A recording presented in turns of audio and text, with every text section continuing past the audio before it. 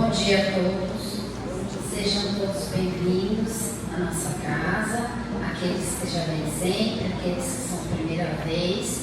Primeiro nós vamos começar com os avisos, né? A gente está com uma rifa para colaborar com a casa, né? É uma camisa do Flamengo, assinada pelo Gabigol. Quem tiver interesse, é só procurar o Marcel, aquele de azul lá atrás. R$20 cada número, tá? Para colaborar com a casa. Quem estiver vendo online, né? Também tem online, quem puder, né? Quem quiser, pode verificar online. Quem estiver no grupo da casa já tem isso divulgado. Domingo que vem nós vamos começar um novo curso a partir das 8h30 da manhã, fica das 8h30 às 9h30. Pode falar com a dona Fátima, né? Quem tiver interesse. O Ivo, que vai ser o professor, ele está ali atrás também. Nós vamos começar com o livro dos Espíritos, tá? E a gente quer que todo mundo venha, quem puder vir sempre, tá? A gente está aqui. Agradecer o sábado. Nós também temos um trabalho que todo mundo conhece, que é de entrega de cestas básicas. A gente quer agradecer a todo mundo que colaborou, que foi no sábado passado, tá? Obrigada a todos. Eu vou fazer a leitura do livro Pão Nosso, de Chico Xavier, pelo Espírito Emmanuel. Melhor sofrer do bem. Porque melhor é que padeçais fazendo bem, se a vontade de Deus assim o quer, do que fazendo mal. Pedro, capítulo 3, versículo 17. Para amealhar recursos financeiros que será compelido a abandonar precipitadamente, o homem muitas vezes adquire deploráveis enfermidades que lhe corroem os centros de força, trazendo a morte desejável. Comprando sensações efêmeras para o corpo de carne, comumente recebe perigosos males que o acompanham até os últimos dias do veículo em que se movimenta na terra. Encolerizando-se por insignificantes aflições do caminho, envenena órgãos vitais, criando fatais desequilíbrios à vida física. Recheando o estômago, em certas ocasiões, estabelece a viciação de aparelhos importantes de instrumentalização fisiológica, denunciando a perfeição do vaso carnal pelo simples prazer da vida. Porque temer os percalços da senda para o amor e da sabedoria, se o trilho escuro do ódio e da ignorância permanece repleto de forças vingadoras e perturbantes. Como recear-se o cansaço e o esgotamento, as complicações e incompreensões, os conflitos e os desgostos decorrentes da abençoada luta pela suprema vitória do bem, se o combate pelo triunfo provisório do mal conduz os batalhadores a tributos aflitivos do sofrimento. Gastemos nossas melhores possibilidades a serviço do Cristo, empenhando-lhe nossas vidas.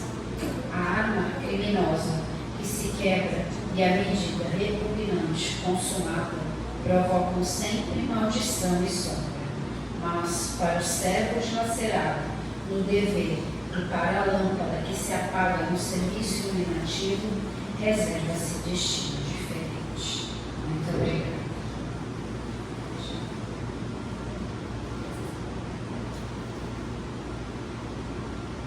Bom dia a todos. Vamos elevar os nossos pensamentos, agradecendo ao Senhor da vida por estarmos na casa de Francisco de Assis, rogando pela bondade, pelo amor e pela luz que possa estar dentro de nós. O convite da página de hoje, ela fala para que nós deixemos de sermos uma erva daninha para seguirmos o amor do Cristo. E isso é muito importante. Isso é trazer para dentro de nós cada vez mais a responsabilidade do aprender, do se conduzir e do estar presente em cada dia das nossas reencarnações. Amado Mestre Jesus, nós estamos te agradecendo, Pai, pelas nossas vidas, por tudo de bom que temos até o dia de hoje. Estamos construindo, Pai, para o nosso amanhã. Que sejamos dignos da Tua luz e das Tuas promessas. Que a bondade infinita de nosso Senhor Jesus Cristo fluidifique o nosso ambiente, para que os nossos amigos espirituais, nossos guias e os nossos protetores possam chegar e se juntar a todos nós em movimento do aprendizado, do querer e da boa nova. Que o Senhor da vida cumpra em cada um a luz do teu imenso amor. Obrigado aos nossos anjos guardiões, e que o guia e protetor do nosso irmão Wagner possa trazer a mensagem, o estudo de hoje, o esclarecimento, retirando de nós tantas dúvidas que ainda temos em nós. Que o Senhor da vida nos abençoe, hoje e sempre, graças a Deus.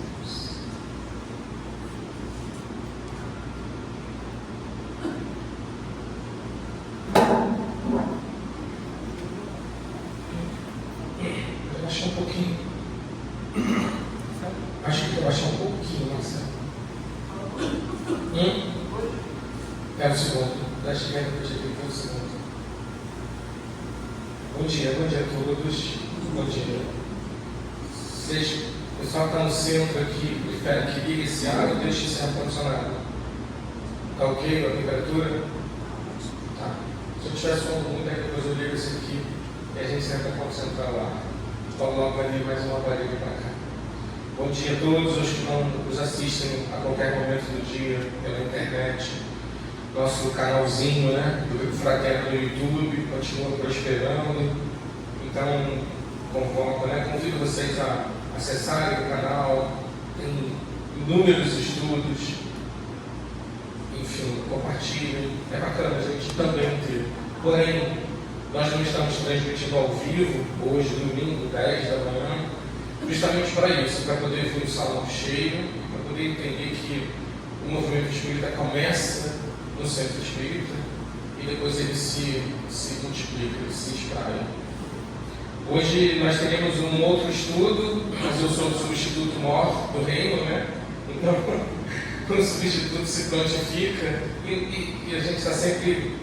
Tem sempre alguns assuntos que a gente gosta de falar, tem sempre coisas que a gente acha importante que possam ser compartilhadas e estudadas.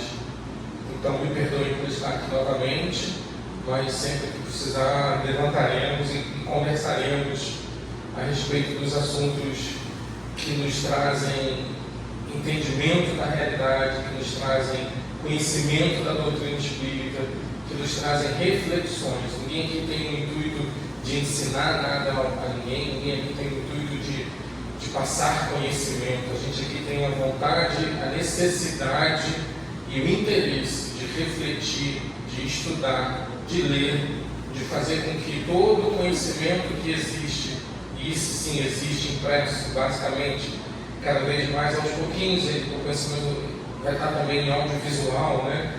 Que isso possa ser transferido para nós. O nosso interesse é fazer com que a letra fria entre dentro do corpo quente, né? Isso, de uma certa maneira, fortaleça, tonifique a nossa existência com este conhecimento. É isso que transforma.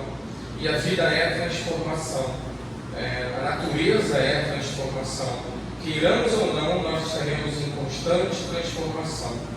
E como é que aonde vai funcionar, para onde a gente vai direcionar esses processos de transformação é que é o X da questão. Hoje em dia não adianta mais saber que a vida continua. Não adianta mais, a gente já sabe, né? O importante é saber o que você faz com essa informação. O importante é saber como é que você direciona os seus atos, os seus sentimentos, os seus pensamentos, a sua existência para esse lugar. Caramba, tudo bem que a vida continua, é um futuro. Quem não está preocupado com o futuro e está preocupado com o hoje, com o agora, também deveria se preocupar com o hoje, com o agora, com um novo paradigma de olhar a vida. Porque saber que a vida continua, de fato, deveria, e eu acredito plenamente, que mude tudo a respeito de como nós somos. Mudou a vida de um professor francês, conhecidíssimo, que começou a ver reuniões de mesas que se moviam, e essas reuniões fizeram com que ele investigasse o fenômeno e descobrisse o mundo espiritual, através daquela que eu chamo a entrevista mais importante da história. E se a gente for pensar, eu estava refletindo, os apóstolos fizeram crônicas, né? Os evangelhos são escritos depois que o Cristo esteve na Terra. Lucas, inclusive, nem conheceu Jesus. Ele foi apurando e descreveu o que foi relatado para ele, com a potência da verdade de algo que tinha acabado de acontecer. E é tão potente que perdura até hoje. Os evangelhos gnósticos, que não são oficiais, também influenciam, informam um monte de coisas a respeito do que era a vida na época do Cristo. Mas o Cristo preferiu não escrever, porque o escrito pode ser deturpado, pode ser traduzido, e é deturpado, traduzido, distorcido, etc. Cristo preferiu que a vivência passasse. Então, aqueles homens que viveram perto dele foram tão potentes no que eles fizeram, que os seus espíritos continuam por milênios trabalhando por aquilo que eles vivenciaram junto ao Cristo, que é um espírito perfeito relativo, né? O Kardec conseguiu, de outra forma, não, né? O Kardec teve a possibilidade de entrevistar os espíritos através dos médicos. Ele entendeu que ele poderia fazer isso. Você vê, o Kardec não foi entrevistando, não foi procurar o pai dele e a mãe dele, não tem isso listado na revista espírita, não tem isso listado no livro dos espíritos, no livro dos médicos, na Gênesis, ou qual das postas. Ele pode ter feito isso, mas ele não trouxe isso a público, porque o interesse dele era público, era fazer com que o conhecimento pudesse ser postergar, ser transformado através do estudo. E o que a gente está fazendo aqui, se não produzir transformação através da tradição oral? Ninguém que está escrevendo nada, ninguém que está. Nós estamos através da tradição oral compartilhando informações. Isso, nos tempos de hoje, é cada vez mais importante. Como é cada vez mais importante o que nós fazemos usando as tecnologias, usando os celulares, usando os meios de comunicação, porque nós continuamos a falar sobre o que nós somos, nós damos notícias de quem nós somos. E isso reverbera para o mundo. Então, nós não somos espíritas só no centro espírita. Estava falando, Maria acabou de falar sobre isso. Nós somos espíritas se nós acreditamos no conteúdo do conhecimento que é espírita, conhecido como espírita. Se nós queremos dizer, nós somos espíritas, o que faz diferença para um lado faz diferença para o outro, se não quiser dizer que você é espírita, mas quiser viver de acordo com as realidades espirituais que a gente hoje entende que estão contidas no Espiritismo, também é ok. Isso é uma introdução para a gente falar, para fazer uma propaganda, no final das contas. Tudo é para fazer uma propaganda, mentira. Mas a gente consegue fazer disso movimentos que hoje transcendem a tradição oral e partem para a tradição dos meios tecnológicos. Então não é novidade para ninguém, se for, desculpa, mas que seja, a gente vai lançar mais um filme agora em abril. E eu estou aproveitando a oportunidade aqui para falar, não vou nem mostrar trailer hoje, mas para falar de um tema relativo a esse filme, que é um tema dos mais importantes dentro da doutrina espírita. O filme é baseado num livro da Zíbia Gasparito. Zíbia Gasparito foi uma médica que viveu em São Paulo, ela desencarnou em 2017, se não me engano. Ela escreveu 58 livros através dos mecanismos da mediunidade. Ela tinha um mentor muito próximo a ela, que se auto-intitulou, chamado Lúcius. Tem foto do Lúcio, tem quadro do Lúcio na internet. E ela trabalhou no movimento espírita na Federação Espírita de São Paulo durante muitos e muitos anos, até que ela resolveu criar a própria editora, orientação do Chico Xavier e do Dr. Bezerra, e seguiu adiante com os livros dela, com a editora dela, com o trabalho social que ela tinha, seguiu adiante. As pessoas vão dizer assim, mas a Zíbia não era espírita, não era espírita, não se pode viver do lucro da venda dos livros. Quem não conhece as histórias não deveria nem emitir opinião. Né? Quem somos nós para julgar a atitude do outro? Calma. Filho.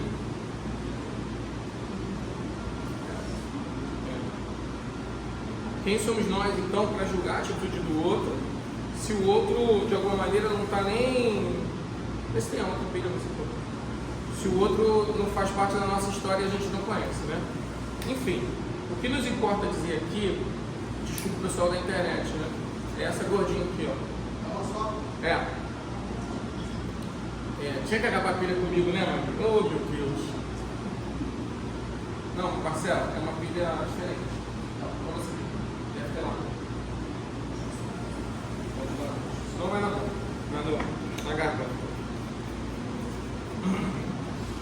Quem somos nós, então, de alguma maneira, para estabelecer julgamentos a respeito das pessoas?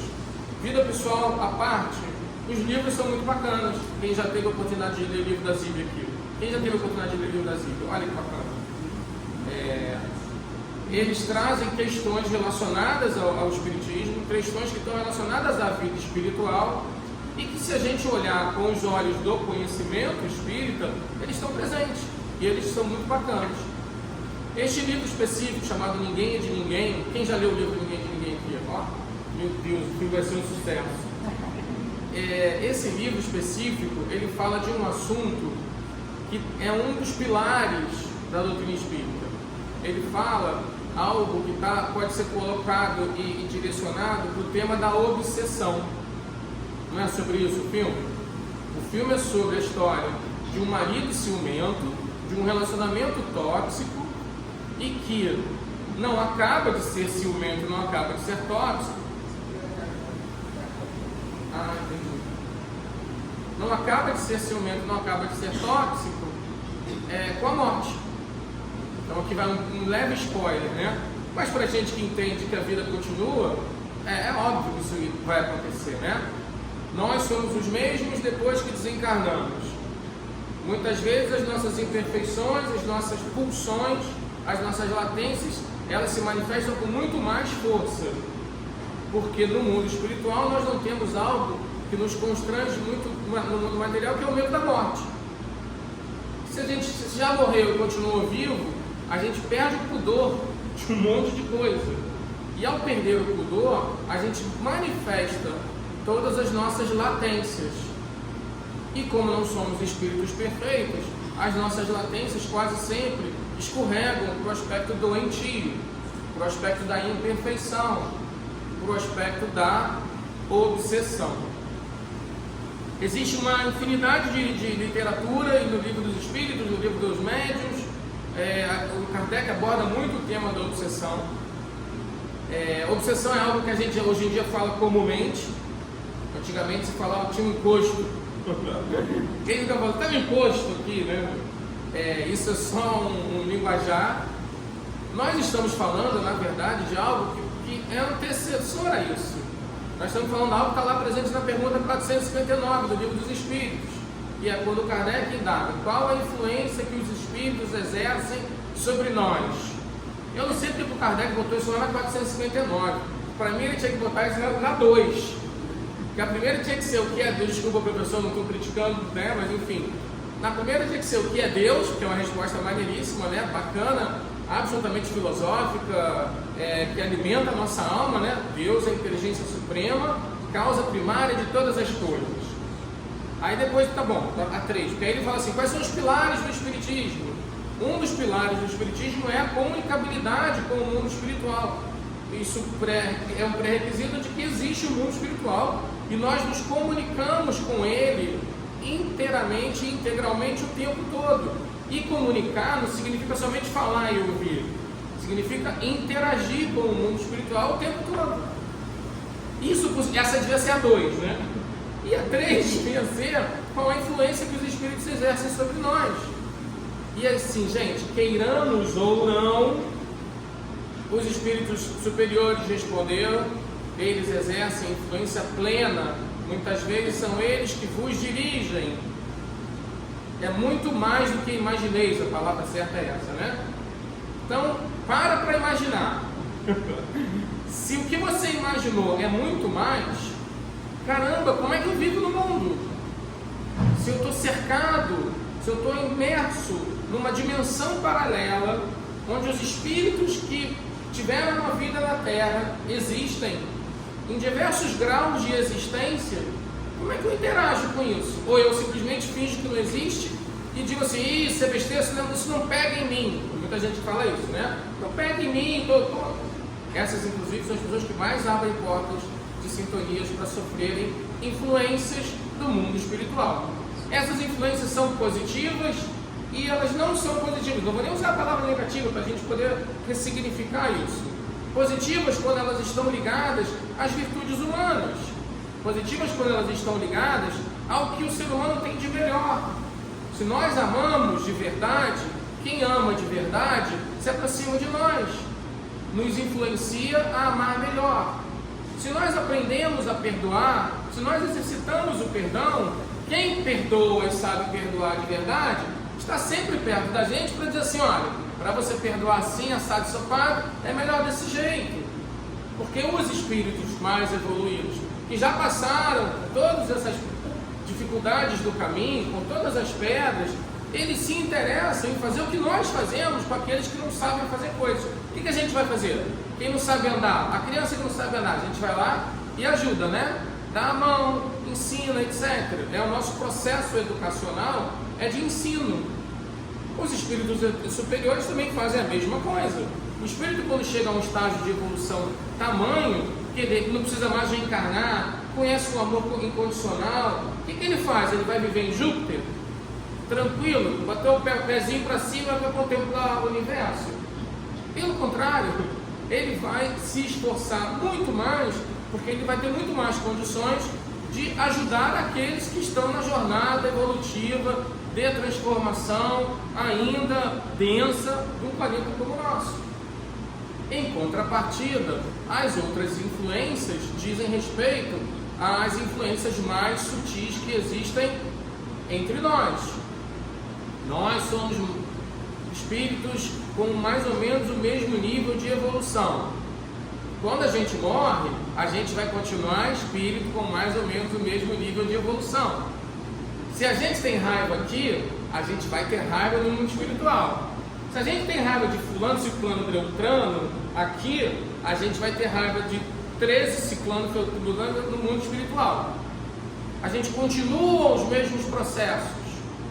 E ao continuar os mesmos processos, a gente causa claramente processos de ideias fixas. A gente causa claramente processos de intenções concebidas e não refletidas, de desejos obcecados por uma coisa. Isso tudo é um processo obsessivo. O Kardec listou pelo menos 3 níveis diferentes de obsessão.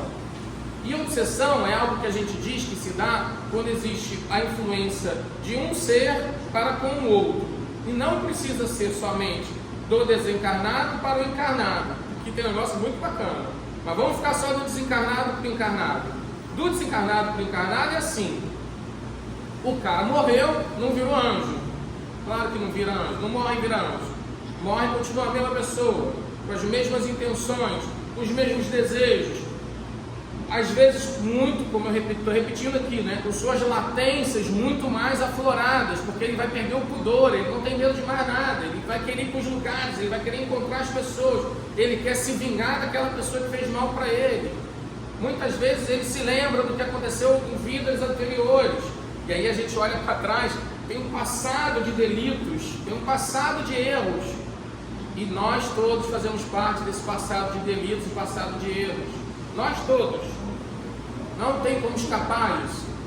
Nós erramos. Sabe por que eu posso afirmar com 100% de certeza? Porque a gente está aqui. Se a gente não tivesse errado, a gente não estava aqui. Quem quiser fazer esse exercício de investigar, existem os processos terapêuticos de investigação. Não aconselho muito não, mas é bacana. Se você quiser encarar uma verdade nua e crua. Mas as relações que se desenvolvem a partir de espíritos desencarnados com espíritos encarnados são relações que podem fluir das relações amorosas, mas principalmente hoje fluem em função da nossa evolução para relações obsessivas, relações doentias, relações tóxicas, como a do marido, o personagem chama Roberto, que é o Danton Mello, com a Gabriela, que é o personagem da Carol Castro. Ele acha que ela continua sendo uma posse dele. Ele se descobre no mundo espiritual e diz: você continua sendo minha, para cuidar da minha casa, para cuidar de mim. E a gente já entendeu que o título do livro é tão potente quanto qualquer outra coisa. Ninguém é de ninguém, ninguém pertence a ninguém. Mas essa obsessão, que o Kardec chamou de obsessão simples, é uma obsessão que passa por um processo de dor e de muita necessidade de reforma, porque quando, no caso de uma pessoa com outra pessoa, isso reúne universos diferentes. Nós somos uma história, essa pessoa é outra história. Aí se encontra e cria a diversidade. No que cria a diversidade, onde se encontra aquele que não aprendeu a amar, a perdoar, a compreender, para falar um verbo mais simples, a procurar entender o outro, ele vai continuar em seu processo de destruição. Gente, é destruição mesmo. Que os nossos irmãos que estão com raiva e estão no mundo espiritual, é isso que eles dizem pra gente: eu quero destruir o fulano, eu quero acabar, mesmo eles sabendo que ninguém destrói ninguém, porque você pode querer matar a pessoa não morre, a pessoa desencarna, continua no mundo espiritual, ela vai descobrir que sofreu aquilo e ela vai querer fazer o que contigo? Vingança. Então é um processo de um ciclo de vingança que os processos as questões obsessivas não dão conta disso, não dão conta. E isso é uma pandemia na humanidade hoje. É uma pandemia porque é tudo muito mais aflorado.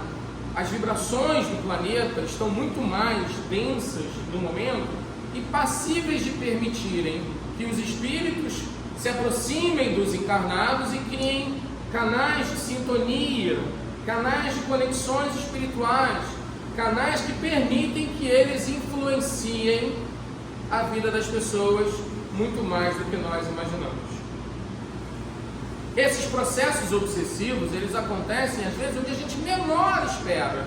Mas fulano é tão bonzinho, fulano é tão bacana. E às vezes ele tem um amiguinho perto dele que diz: você não conhece a história dele. Ele fez isso, fez aquilo, ele é isso, aquilo.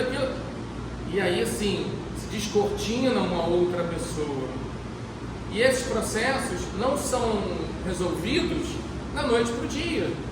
Então, a gente dizer que um processo de obsessão simples entre o desencarnado e o encarnado é só o início da conversa. Faça um desenho comigo. Existem processos doentios de relacionamento, vamos tirar a palavra obsessão, né? Entre desencarnado e encarnado, certo? Existe entre encarnado e desencarnado. Às vezes a pessoa foi embora e a pessoa que está aqui consegue ter um processo obsessivo, não perdoar, não aceitar, não gostar. E aí ela, todo dia de noite ela dorme e ela vai no mundo espiritual e continua enlouquecendo aquela pessoa. Tem as pessoas que criam dificuldades para os que foram embora. Fica aqui comigo, me ajuda, não vai embora. Aí o espírito fica ali, eu não consigo sair daqui da casa às vezes. A gente vai citar zilhões de histórias que estão ligadas a pessoas encarnadas obsidiando desencarnados. Segundo desenho, né? Vamos desenhar mais? Existem processos obsessivos entre encarnados e encarnados, porque somos espíritos. E esses processos obsessivos doentios de relacionamentos tóxicos, de relacionamentos absolutamente imperfeitos, são a base da sociedade. Haja vista como a gente foi criando dificuldades enormes de relacionamentos familiares. Quando as coisas vão desmontando, são processos que precisam ser reconstruídos.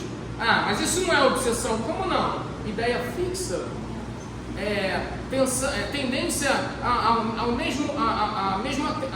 repetir o mesmo padrão. Isso é o que? Senão um processo obsessivo. Encarnado, obsidiando encarnado, aos montes. Como é que a gente sabe disso aqui no mundo, a partir do ponto de vista espiritual? Porque os espíritos que estão ao redor se aproveitam dessa situação e ajudam a atrapalhar. Sabe ajudar a atrapalhar? Quem ajuda a atrapalhar não ajuda, né? Só ajuda a atrapalhar. Então, olha, entre encarnados, obrigado, Marcelo, deu uma carga, né? Ok. Ui.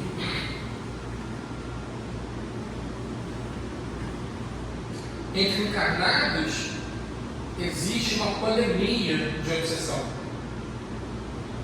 Tem mais. E os espíritos que obsediam os próprios espíritos, que buscam criar poder sobre eles, que criam pequenos exércitos, que criam o interesse de achar que são donos de outros espíritos? Um monte de gente faz isso no mundo espiritual. Por quê?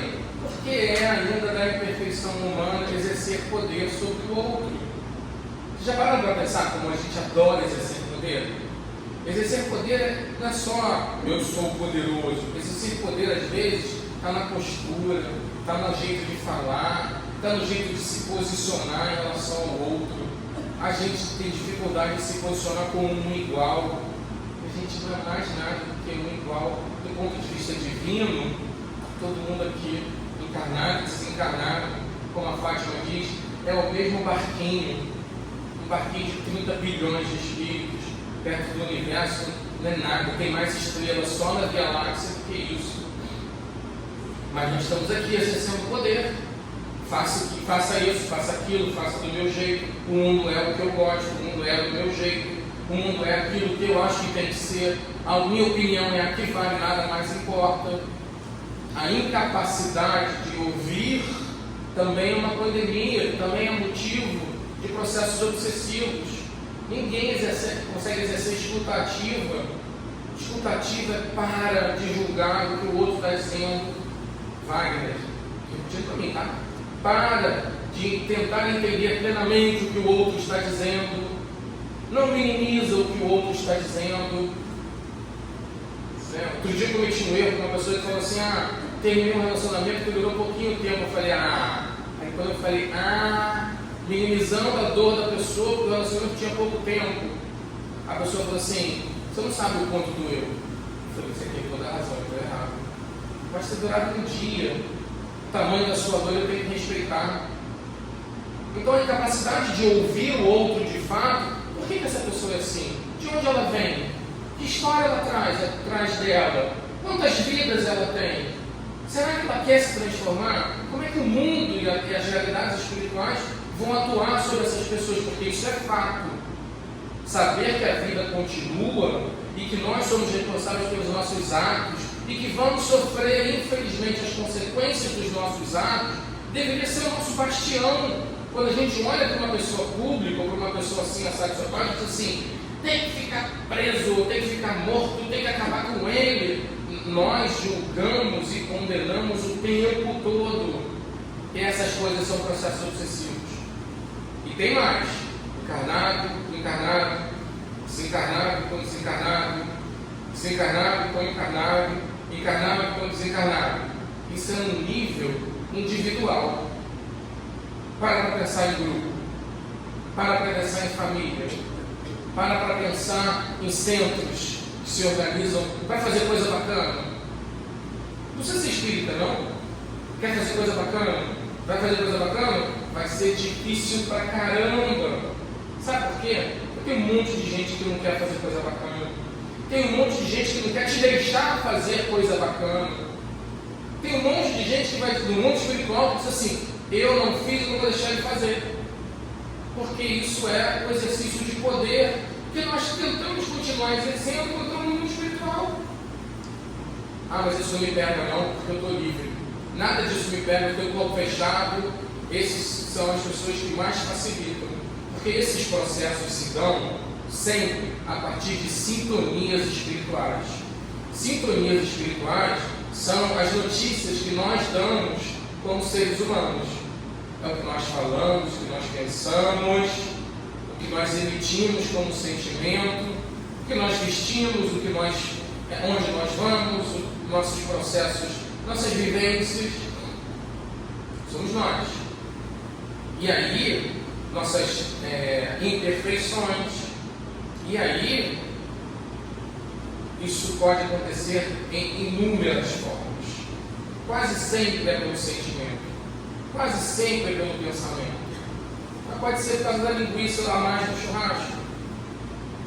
Não pararam para pensar o quanto a gente fica vulnerável através, por exemplo, da gula, do álcool, das coisas que mudam com a nossa vibração. Várias coisas mudam, atuam no nosso sistema nervoso central. O nosso sistema nervoso central é um emissor de conexão para o mundo. Nós estamos sempre emitindo. E às vezes a gente está emitindo coisas que são facilmente detectáveis por quem sente a mesma coisa. E aí você cria um laço de conexão. E esses laços de conexão podem ter histórias em vidas passadas e podem ter apenas histórias temporárias dessa vida. Somos muito frágeis. Somos muito vulneráveis. Porque somos imperfeitos e não fazemos nada contra as nossas imperfeições. Quer ver uma modificação simples? Ah, eu não consigo mais atuar sobre ela, diz o Espírito. Por quê? Porque ela agora resolveu de ouvir a Ave Maria às 6 horas da tarde. Só isso? Só isso. Se nós somos capazes de alterar a nossa vibração com uma oração simples, o que nós não seremos capazes de fazer se a gente puder transformar aquele sentimento ruimzinho, do jogar o juiz e o condenador, enfim, os algozes que existem dentro de nós mesmos. Se a gente puder entender que nós somos vítimas frágeis, etc., mas nós também fomos algozes, e que isso perde o sentido quando você olha como a gente muda de papéis o tempo todo, como a gente exerce os ciclos viciosos e como a gente pode vir a exercer os ciclos virtuosos. Porque senão a gente entra num outro processo obsessivo que Kardec listou, que se chama subjugação. Fascinação, subjugação. Qual é o segundo, Fátima? Subjugação é o segundo. Fascinação, subjugação. Possessão é o último. O segundo é fascinação. Fascinação. Então, isso. Fascinação. Fascinação é um processo simples, só que deixa o espírito, que está sofrendo o processo, completamente modificado em seus pensamentos. É difícil dar exemplos, porque isso cai em julgamento, né? Mas nós somos totalmente distorcidos a respeito de algo que a gente está vendo ou percebendo a partir da influência daquele que quer manipular a gente, quer exercer poder sobre nós. Nós perdemos o senso crítico sobre inúmeras coisas, porque aqui, isso a gente está falando não só de coisas, mas também de pessoas. A gente não consegue olhar determinada pessoa porque a gente recebe influência, muitas vezes de nós mesmos, das nossas fraquezas, e potencializadas por aqueles que não querem que a gente olhe as pessoas da forma como poderíamos olhar, como poderiam olhar. Esse processo de fascinação é um processo tão duro e tão difícil, ele se alastra de uma maneira muito poderosa, porque ele consegue invadir as mentes das multidões, dos grupos. É fácil manipular um grupo por um processo de fascinação espiritual, porque ele é ardiloso. É fácil em termos, né? Mas ele é ardiloso. Ele é capaz de transformar um a um e dizer para vocês: essa parede agora aqui é amarela. E vocês vão acreditar, gente. Eu dou um exemplo bem estúpido para a gente entender que está neste momento existindo no mundo, em nosso Brasil e em nossa sociedade, um processo de fascinação pandêmico também, que é uma incapacidade de olhar o outro com humanidade. Isso é um processo obsessivo de fascinação em coletividade. Kardec lista isso também. Ele fala sobre processos obsessivos de fascinação e de coletividade, porque isso leva inclusive ao terceiro estágio, que é o de possessão. Esse estágio de possessão, o que é o obsidiado, ou obsidiado, essa palavra mas ele perde a capacidade de ter controle sobre si mesmo todo. O seu arbítrio é abdicado em função do arbítrio do outro. Ora. Como é que se chama isso? Obsessão ou possessão, né? O que a gente fez durante anos e anos e anos no nosso país, aqui no mundo encarnado, desde que a gente começou a se colonizar o Brasil? Isso é uma escravização do outro, gente. Isso é um processo de escravização do outro. O outro não tem direito a pensar, o outro não tem direito a agir, o outro não tem direito a nada. Eu vou fazer o que ele quiser, eu vou fazer por ele, em caso de desencarnado ou encarnado. E aí, amigo, é ladeira abaixo. Aí é fracasso na encarnação. Fracasso, a encarnação é fracasso. Ai, Deus é tão bom que quis assim. Vamos acabar com essa história, gente. Deus não decide a hora que a gente morre. Foi Deus que quis, não é isso. As leis divinas prevêem um tempo reencarnatório. Esse tempo reencarnatório, ele pode ter mais e pode ter menos. Depende da gente.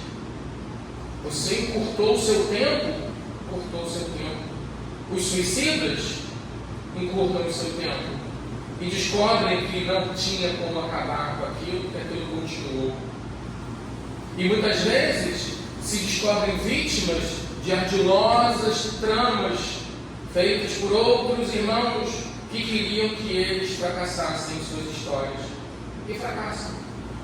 Mas o fracasso não é o fim de tudo.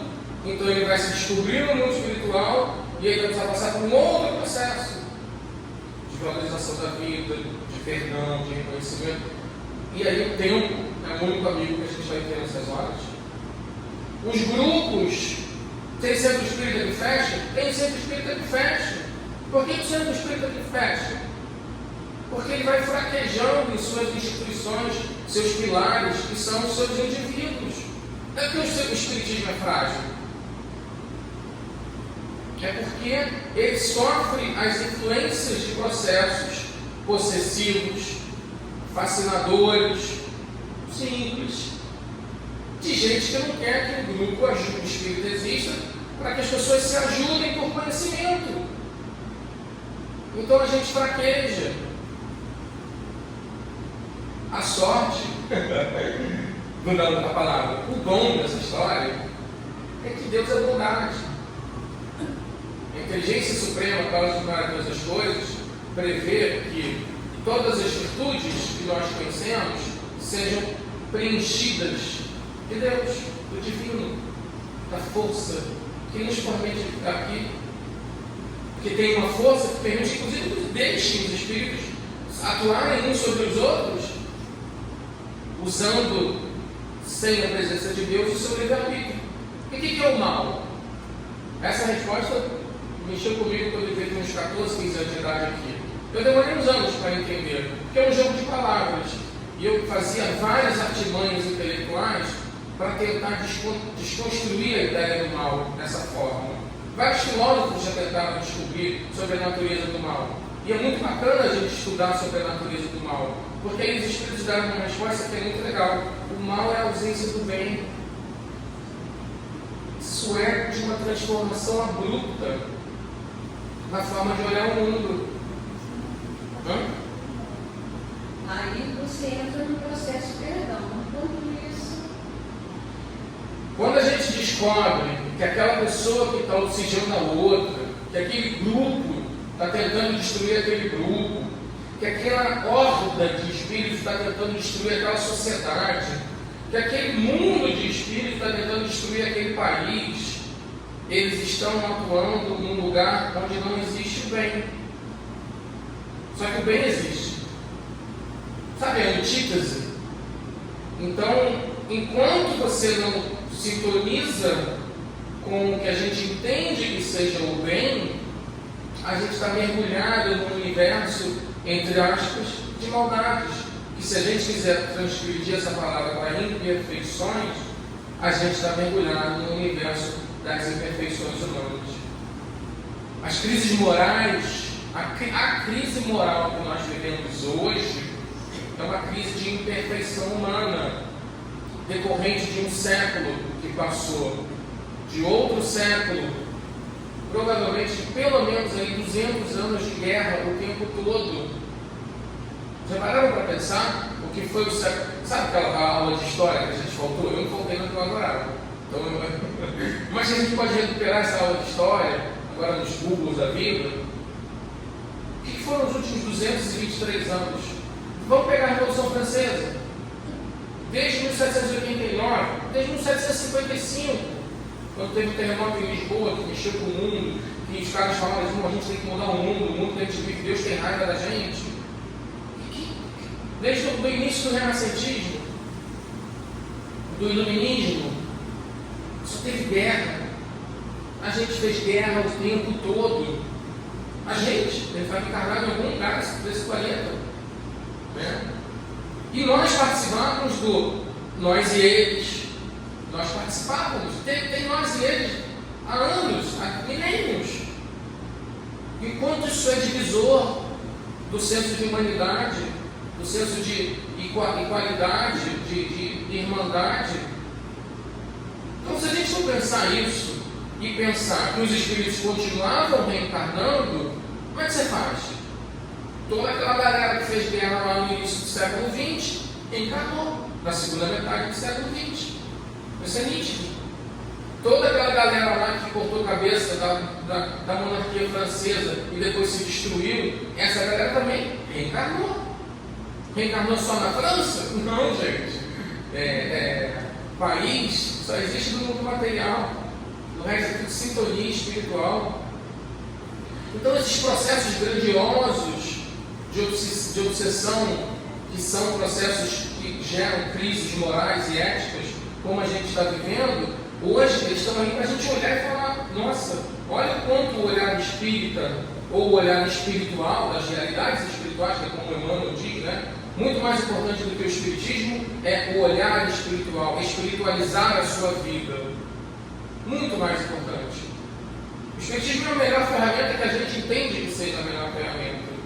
Ele te dá todas as respostas e quando ele não te der resposta, ele vai dizer assim, aguarda e você vai entender. Mas você pode encontrar isso em diversos lugares. Porque no final, lá no final das contas, você vai entender que é sobre amor, perdão, maldade, destruição, sucesso, fracasso.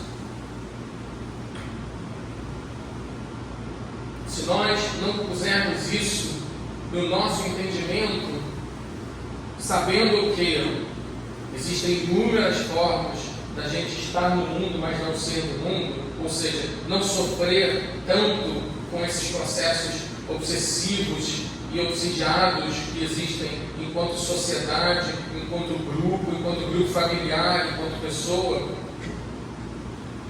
Existem diversos remédios, existe uma diversa profilaxia contra isso.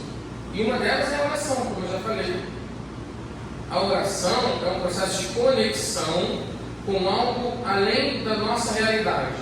Está ligada com a fé.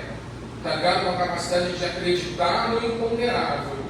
está ligado com a capacidade de você se transformar e transgredir o corpo. Quando isso transforma, só o exercício comprova. E o não exercício comprova também. O não exercício às vezes comprova mais do que o exercício.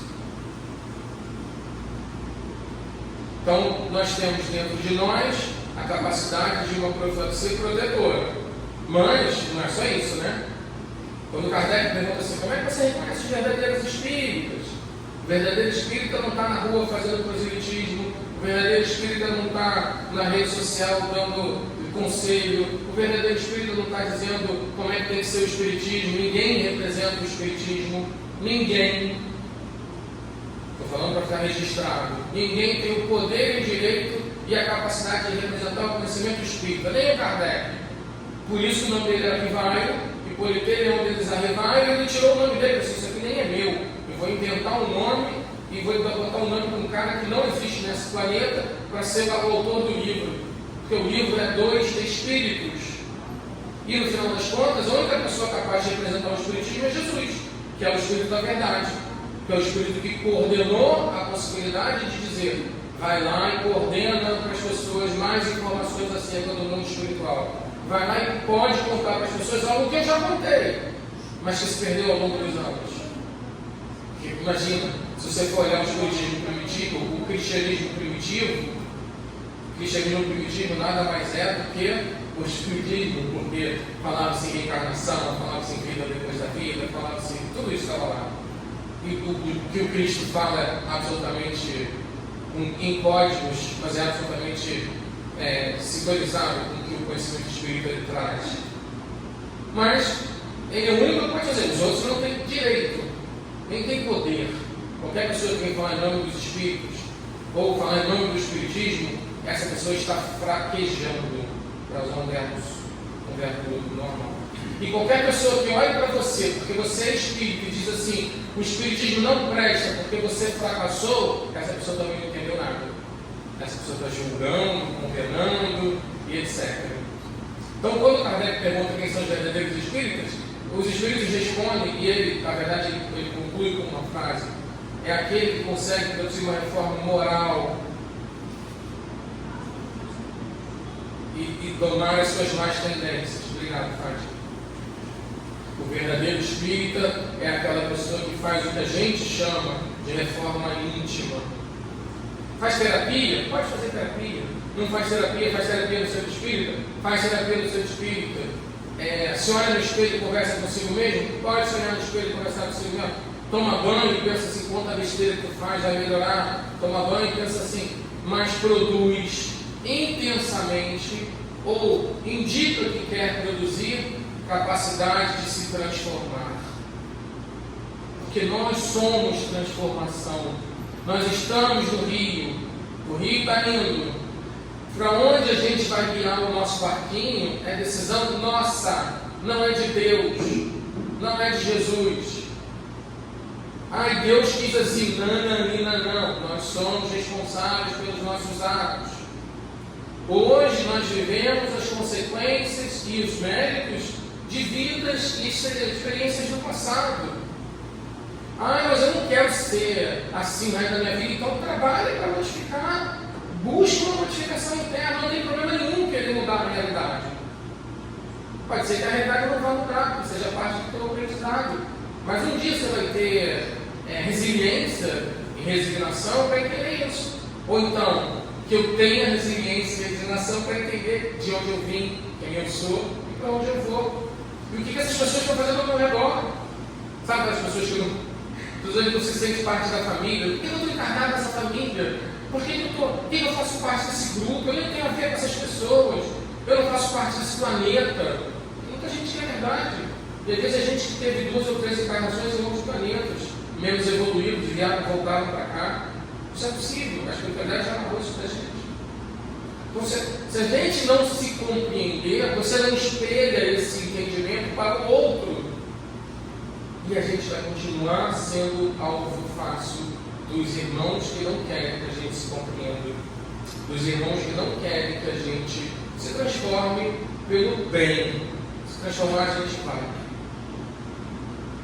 E a gente não vai conseguir interromper processos doentios e obsessivos de nós para conosco, de nós para com os semelhantes, dos semelhantes para com a gente, dos semelhantes para com outros semelhantes. Basta que uma pessoa acenda um fósforo numa sala escura e a gente vai ver o quê? O fósforo. Isso é um processo de transformação. Isso é um processo que nos ensina, aí sim, a perdoar de verdade, a compreender de verdade. E eu gosto muito do conceito de perdoar de verdade, é dizer assim, eu não preciso nem perdoar porque ele não me afeta mais, não me dói mais, não me... Isso é um jogo filosófico, né? Que quando não te machuca, quando a sintonia é tão diferente, você compreende que o outro tentou te machucar, você compreende que o outro tentou e não vai conseguir porque não te machuca mais, você não precisa nem mais perdoar. No fundo, perdoar é um exercício não é um exercício de poder, mas é um exercício de um ato de uma pessoa para com outra. Mas quando você está numa sintonia em que você não precisa ser atingido pelas coisas mundanas, mesmo estando no mundo, não precisa nem perdoar mais, mas vai compreender, vai oferecer para o outro o melhor de si mesmo, vai fazer algo que a gente já fez exposições sobre isso, e quão difícil, ou pelo menos quão trabalhoso é amar o próximo como a si mesmo, que é o grande mandamento. O grande mandamento do Cristo exercido no mundo de verdade teriam processos obsessivos? Todo mundo, eu te respeito, eu te entendo, eu jogo para você o meu amor. E vamos parar com o negócio de amor romântico, gente. Vamos parar com essa coisa somente, né? Desculpa, quase que é um amor romântico, claro, refazendo a frase, né? Vamos parar de achar que amor é somente algo que você pode exercer durante um romance entre duas pessoas. Não é isso somente, né? Esse amor romântico, ele é reconhecido e desejado ali pelos renascentistas na arte. Até então, isso nem era parte da nossa vida. As pessoas casavam por conveniência, amavam os filhos, mas sabiam que os filhos iam embora. Existem outras e mais complexas formas de amar.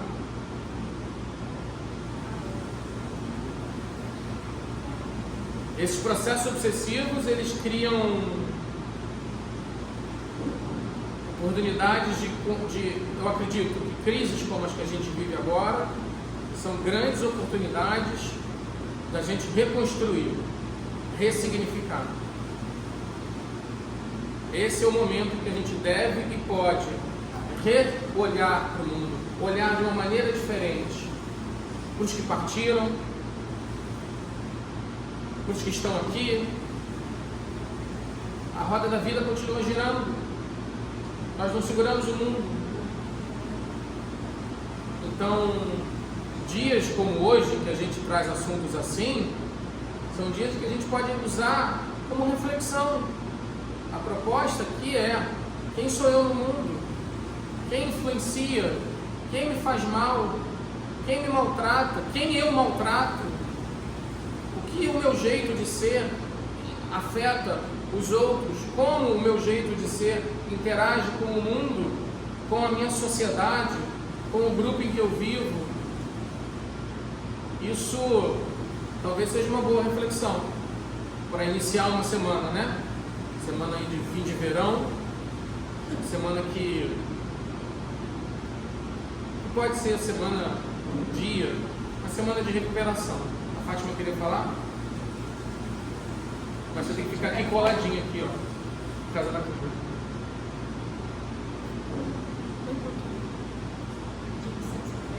Deixa eu falar para minhas professoras. Lá atrás ninguém está ouvindo, Vinícius? Olha só, gente. Então, o nosso início do Livro dos Espíritos é dia 19. A nossa irmãzinha Ana, logo assim que iniciou, mas nem todo mundo estava presente. Então, por favor, compareçam. Vai começar 8h30. Nosso irmão Ivo e o nosso irmão Joel estarão aqui presentes.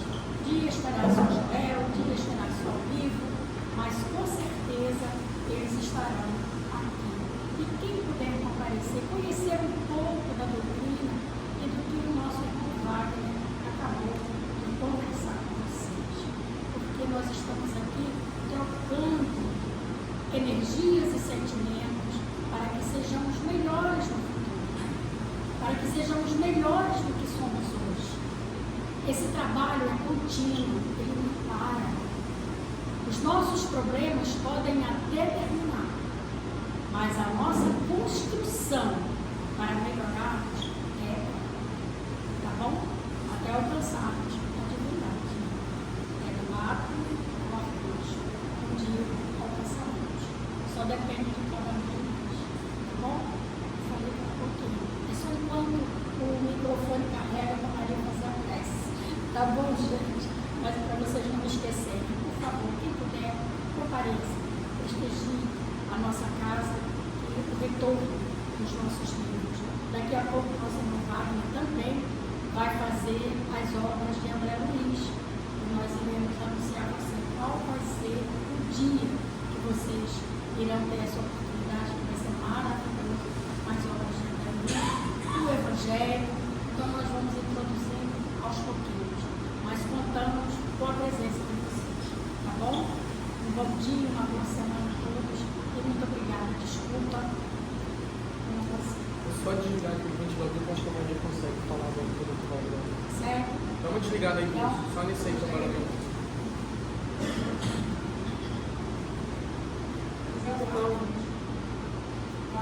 Ela consegue. Ah, dia 20 de abril, tá? O filme no cinema. Já tem trailer, tá? Aí você tem que estar aqui.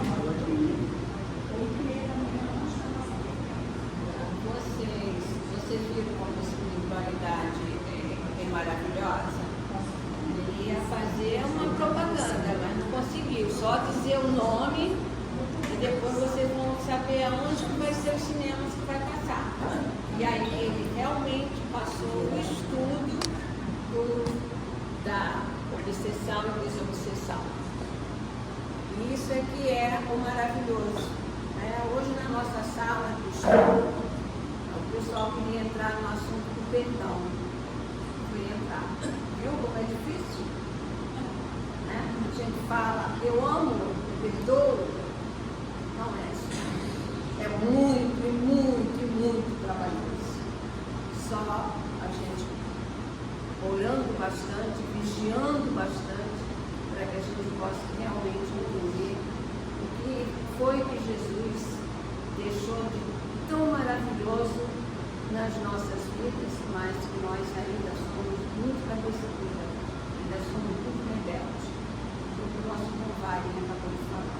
A certeza só está com a gente, o outro não. Eu não preciso nem ouvir o que o outro está me falando, porque eu já sei. E aí a gente faz esses processos, muitas das vezes, na ignorância mesmo. Então, nós vamos agradecer ao nosso Pai Criador. Eu acho que mais uma vez nós não temos médio suficiente para o máximo. Mas vai ter, se Deus quiser, mês de maio já teremos médicos já fazendo o nosso trabalho.